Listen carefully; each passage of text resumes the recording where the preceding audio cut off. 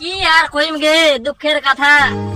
দিদি গিলা বুঝায় তো পাহাড় মোটামুটি মোর আজকা থাকি 3-4 বছর হয়ে গেল বিয়া হওয়া নিয়া, তাও ছুয়ার মুখ দেখা পারনি।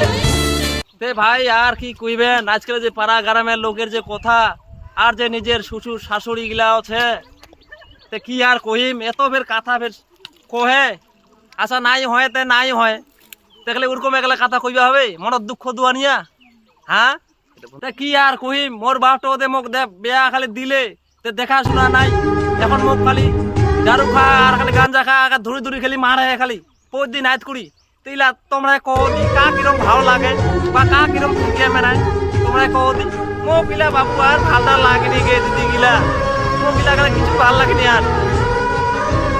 দিদি গিলা তোমারও এরকম কার কার গে তেঙ্গা মোকে কমেন্ট করে কহেন, বুঝা বলেন এরকম হচ্ছে ব্যাপার আর কি।